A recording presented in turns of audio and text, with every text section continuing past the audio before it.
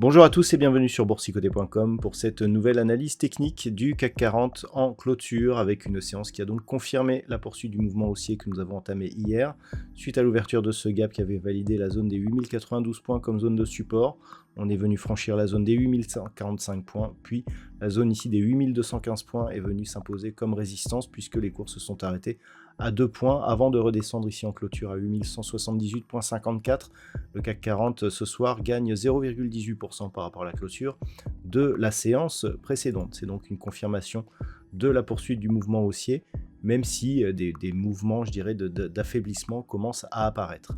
Au niveau des indicateurs techniques, nous avons une configuration qui est haussière. Ici, les histogrammes du MACD continuent à monter. Le RSI reste en zone de surachat et donc souligne la force haussière qui s'exerce actuellement sur l'indice parisien. Les volumes sont supérieurs à la moyenne, ce qui traduit une conviction qui reste forte et qui peut donc par contre justifier la poursuite de ce mouvement. Donc pour l'instant, les indicateurs sont plutôt au vert. Au niveau du palmarès des valeurs, on notera la forte hausse de Téléperformance qui gagne 2,5% ce soir, suivi d'Unibail Rodamco Westfield qui gagne 1,98%. Derrière, Kering, ST Micro et Bureau Veritas sont sur des hausses proches de 1,6%. On notera la très belle performance d'Hermès qui a gagné jusqu'à 4% aujourd'hui suite à la diffusion de ses résultats et qui ne gagne plus que 0,8% en clôture. Donc tous les signaux sont au vert sur le marché. On termine cette semaine donc avec 5 bougies haussières, ce qui est relativement rare.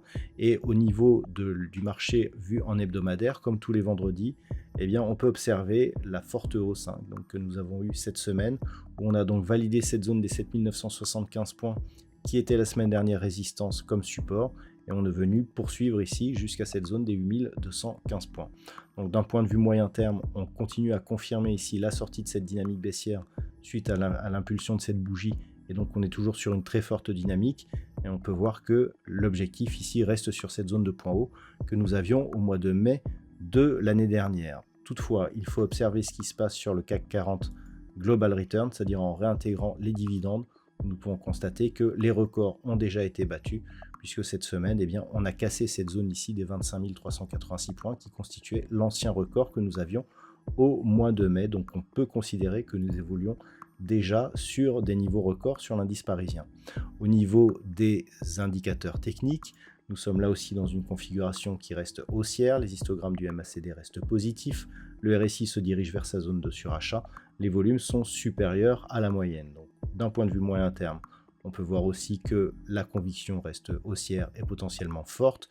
On peut s'attendre la semaine prochaine à voir ce qui se passera donc sur un contact de cette zone de résistance des 8250 points et pourquoi pas l'établissement de nouveaux records, cette fois-ci sur l'indice CAC 40 Cash. Les niveaux d'invalidation de cette dynamique haussière sont relativement éloignés puisque d'un point de vue moyen terme, il faudrait revenir sur cette zone des 7975 points pour commencer à avoir des signaux d'affaiblissement. Maintenant, je vous parlais sur la vue journalière de potentiels signaux d'affaiblissement. Le seul signal que l'on pourra avoir, c'est cette bougie ici, totalement à l'extérieur des bandes de Bollinger, avec une ombre portée sur la partie supérieure, ce qui pourrait traduire une hésitation ici sur les hauts de marché, qui pourrait justifier une phase de consolidation. Les futurs en cette fin de semaine ne vont pas dans ce sens, mais si on observait par exemple une rupture de la zone des 8145 points, puis éventuellement l'accomblement du gap que nous avons eu jeudi matin, eh bien on pourrait commencer effectivement à avoir des signaux d'affaiblissement. Toutefois, ce n'est que sur une rupture ici des 7910 points, voire sur une accélération baissière, la zone des 7800 points, zone qui était précédemment résistance majeure, que nous aurions de vrais signaux de retournement. Ce qui veut dire que tant que nous sommes au-dessus de ces niveaux, la tendance reste haussière et potentiellement forte. Voilà donc ce que l'on peut dire en cette fin de semaine sur l'évolution du CAC 40. D'un point de vue statistique, la configuration actuelle sur les 20 dernières années nous donne une probabilité légèrement baissière. Ça pourrait être neutre en début de semaine et puis commencer à descendre doucement. Ce n'est qu'une statistique. Le nombre de convictions est relativement faible, donc ne pas surinterpréter cette statistique.